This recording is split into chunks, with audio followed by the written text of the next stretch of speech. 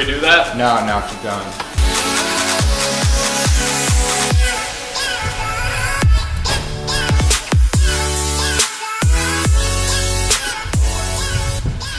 Going to the opening in 3, 2. Welcome to the Buc Buzz. I'm Jake Hibbert. And I'm Kyra Gorman. So Jake, Riley was telling me about the St. Patrick's Day parade on Saturday. I didn't get to go, but did you get to go? No, I couldn't. I had baseball practice, so just couldn't make it. Well, let's send it over to Trevor and Alyssa with more information. On Saturday, March 12th, the inaugural St. Patrick's Day parade was held in the city of Oswego. Create Studios and Friends of Oswego were the main organizations that created a push to make sure the parade happened. The event took place from 1 to 2 p.m. and went from West 1st Street to East 1st Street. The parade was kept in close proximity due to the fear of weather conditions and an attempt to keep crowds close to local downtown businesses. However, the weather turned out to be ideal, and an estimated 3,000 people packed along the streets to witness this new parade. Spectators of the parade were pleased with what they saw. I think it's great that the Oswego's actually starting to do some stuff like this. It's more family-oriented. This is a tradition they definitely need to carry on. My favorite part was the Irish dancers, watching the kids get all excited. Overall, the parade exceeded many expectations and is sure to continue in years to come.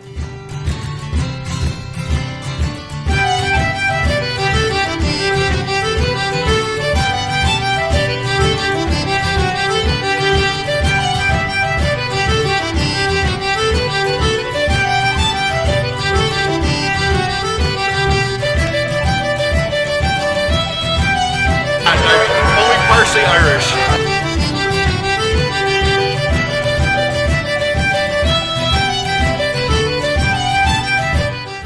Reporting for WBUC, Trevor Bradshaw and Alyssa Copeland.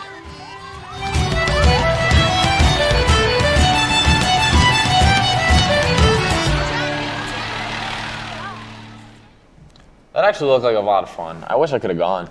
Yeah, I'm definitely going to make sure I go next year. Yeah, me too. Wait, Kyra, you should go with me. I mean, maybe I'll meet you there. Oh, well, that hurts. You'll be all right. Whatever. I think I'm just going to move. You won't go out with me, and New York State's just so boring anyway. Actually, New York State has a lot of fun things to do. On March 9th, Governor Cuomo announced $450,000 in state grants to 20 different organizations to help improve and promote New York State parks and historical sites. These grants will be funded through the Environmental Protection Fund, and they will be matched by over $240,000 by other private and local funding. Wow, they're really pouring a lot of money into our state parks. What kind of improvements will be made? Well, these grants will preserve New York's natural land and also strengthen the economy and boost tourism.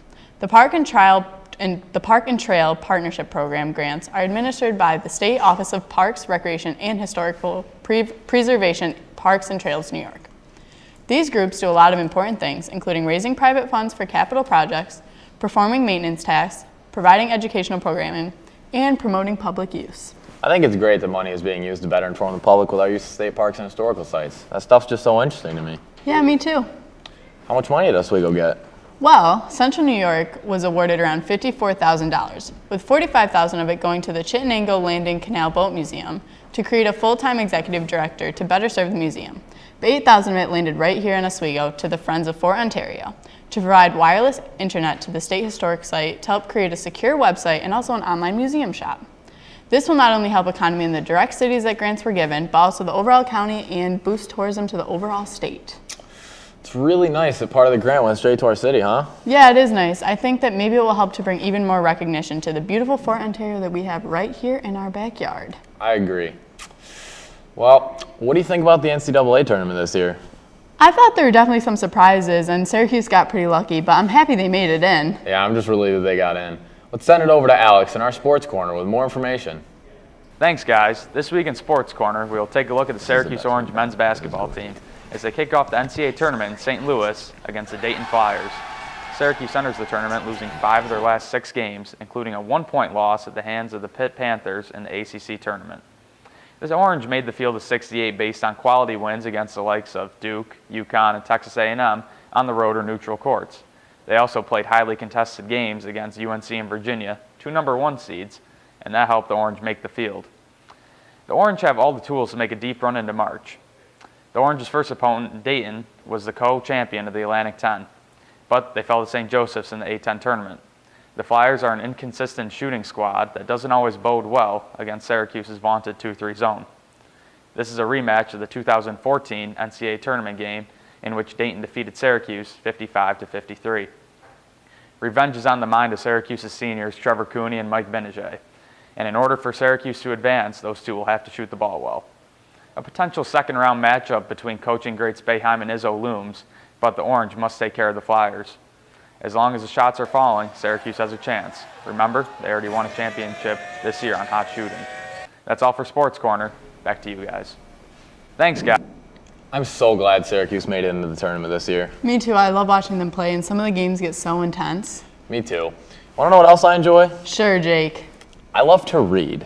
You should have competed in this year's Battle of the Books hosted by Oswego's High School. I guess I should have. Let's send it over to Alex and Martin with more information. Recently, the teachers and students of OHS have been practicing and keeping track of the Battle of Kids books. For more information on the subject, I called Clare Donovan, who had more to talk about on the Battle of the Kids books. So the idea behind this bracket is to be kind of like March Madness. So 16 books are picked, and each pairing gets picked with a judge. And the judges are all well-known authors. So they read the book, they read both books, and they decide which book is better. And then they have to write an essay explaining why they picked the book to win that they picked. Some of the titles that are involved in the battle include The Marvels by Brian Selznick, Most Dangerous by Steve Shelkin, The Hired Girl by Laurel Amy Schultz, I Crawl Through It by A.S. King, and Gone Crazy in Alabama by Rita Williams Garcia. And they move on, and it's a bracket, and then the winner is picked from the 16 books. But to make it more user-friendly, they have what's called an undead pool. So if you were like, I really like, so I Crawl Through It beat The Hired Girl. So Hired Girl's out. But if that wins the undead pool, then it can be resurrected, and it could win it all, which makes it super exciting and just more like getting kids specifically geared into reading, because if you're reading for a competition, you're more likely to read than if you're just reading for fun. And it's a cool way to kind of like be pitted against your friends, because a lot of teachers are using this in their classrooms to get kids to like come up with rationales as to why a certain book should win. Overall, students who read often tend to do better in their classes and on standardized tests as well.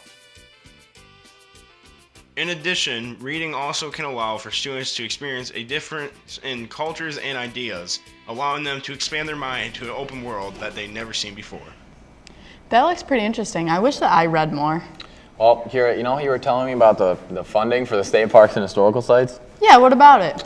Well, WBUC has been covering a story on the parks in Oswego being turned into national parks. Greg Castor covered this in the fall, but more recently, U.S. Senator Kirsten Gillibrand introduced legislation that would authorize the National Park Service to conduct a study on whether Fort Ontario and the Safe Haven Holocaust Refugee Shelter Museum in Oswego should become a unit of the national park system. Really, I think it'd be cool to have national recognition, but how would that benefit us? Well, if these two historical areas of Oswego became units of the national park system, it would benefit Oswego greatly. It would increase federal funding for conservation and economic development programs, and it would also increase tourism to the area, which holds obvious economic benefits. Senator Gillibrand said, Fort Ontario and the Safe Haven Museum serves as a symbol that divided a generation, helping others during their greatest need. I really hope it does become a national park system then. More money is always good for Oswego. But money's not what it's really about. Can you tell me more about the complexes? I sure can. The Fort Ontario Military Complex dates back to the early 1840s and is built on the ruins of 3 earlier fortifications from the French and Indian War, Revolutionary War, and the War of 1812. The Safe Haven Holocaust Refugee Shelter Museum commemorates the 982 European refugees who called Fort Ontario home in 1944 after President Franklin D. Roosevelt invited them as his special guests, creating an emergency shelter to maneuver around the difficult immigration policies at the time. These 2 very important locations in Oswego becoming a part of the national park system would mark a huge accomplishment for the city of Oswego. I'm glad Senator Gillibrand is doing this. It sounds like a great idea, and an economic boost would be great for Oswego. I definitely agree, Kyra. Well, that's all for this week's edition of the Buc Buzz. Thank you for tuning in. Have a great weekend and week, everybody, and remember to keep tuning in to WBUC for more student-produced television.